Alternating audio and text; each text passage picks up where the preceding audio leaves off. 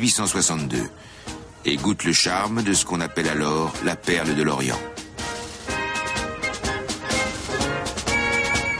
Après que la France a capitulé devant l'Allemagne nazie, ce sont des fonctionnaires de Vichy qui ont administré la colonie, sous contrôle japonais.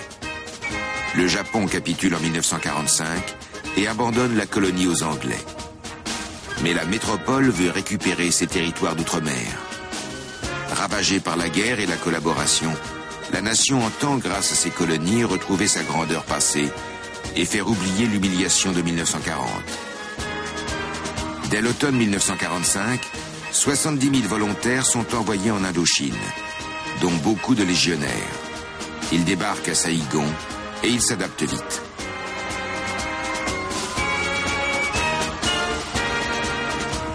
Il y avait longtemps qu'on n'avait pas eu de femmes. Notre première visite a été pour le bordel, bien sûr. En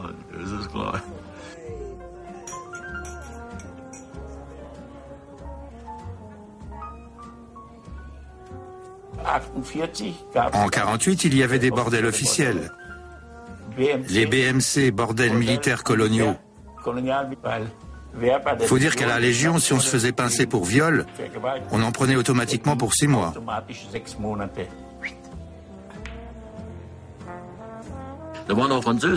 Il y avait aussi des Françaises dans le bordel. Et beaucoup parlaient allemand, parce qu'il y avait beaucoup d'Allemands qui arrivaient à Saïgon.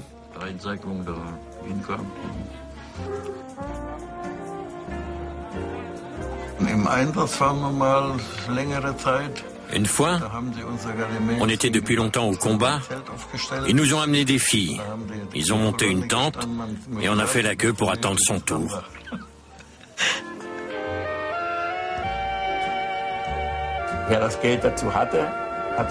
Celui qui avait de l'argent s'achetait une femme. Enfin, acheter n'est pas le mot. Mais on la payait, quoi. Vous n'alliez pas l'acheter au marché, mais vous demandiez « Y en a-t-il une qui veut habiter avec un légionnaire ?» et tout ça.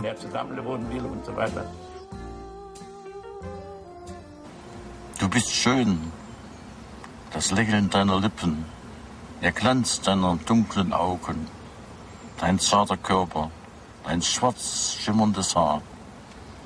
Und so liebte ich dich mit den Zauber dieses Landes, wie man nur hier lieben kann.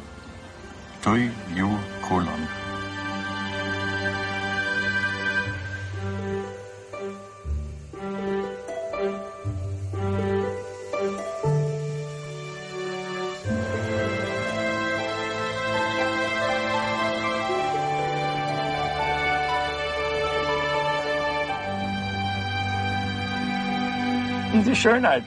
La beauté de ce pays. D'un village à l'autre, il y avait 4, 5, 6 kilomètres de rizières, des palmiers, etc. On absorbait tout ça en soi, tellement c'était beau. Pour moi, c'est un des plus beaux pays qui soit. La beauté exotique de l'Indochine fait oublier aux légionnaires l'objectif de la domination coloniale, l'exploitation économique du pays. Les matières premières de l'Indochine, destinées au marché mondial, sont le sel, le caoutchouc et le charbon. Elles sont exploitées sur une grande échelle et extraites par une population astreinte au travail forcé. L'Indochine est la plus rentable des colonies françaises. Mais la puissance coloniale empêche la naissance d'une industrie nationale. Le pays est anémié, la population de plus en plus misérable. La résistance à la domination française se renforce.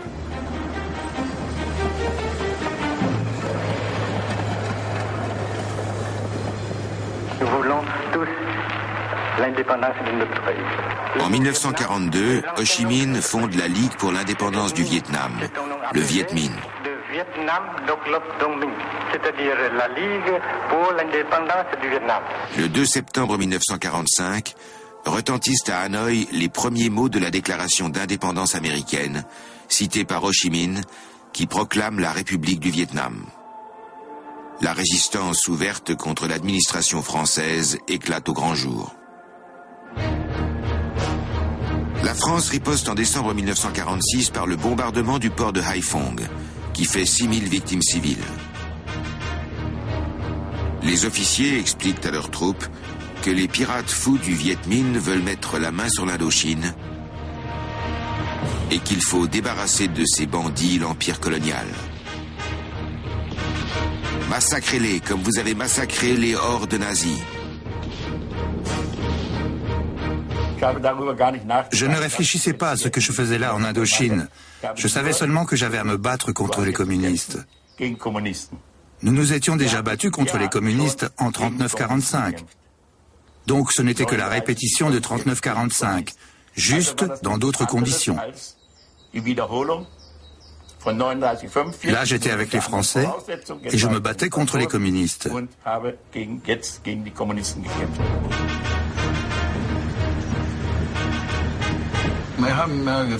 On demandait à nos officiers pourquoi nous nous battions. Ils répondaient « pour la culture européenne ». Nous,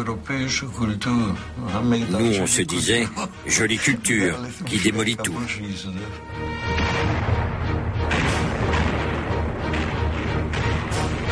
Les légionnaires se retrouvent confrontés à une guérilla comme ils n'en ont jamais connue. L'adversaire demeure généralement invisible. Il n'y a pas de front bien défini. La supériorité technique des troupes coloniales frappe dans le vide. Chaque carrefour, chaque bosquet peut cacher une embuscade. À franchement parler, quand ça canardait de partout, quand ça pétait dans les engagements, on avait peur quelquefois.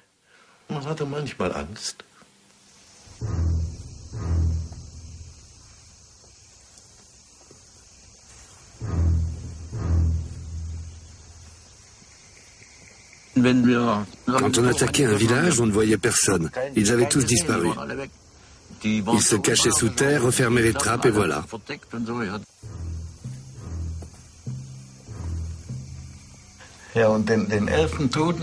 Le premier mort qu'on a eu, c'était un Tchèque.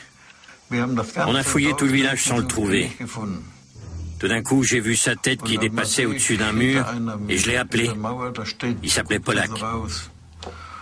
J'ai crié « Tu viens, Polak ?» Il n'a pas bougé avec son képi sur la tête.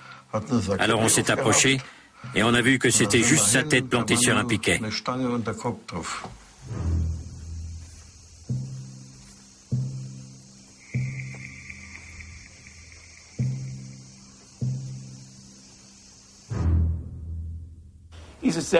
C'était très difficile de repérer le Viet Minh local.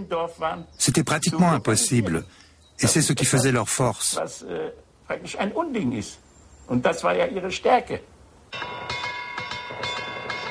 Le type circulait comme n'importe quel paysan, sauf qu'il avait son flingue planqué dans un coin.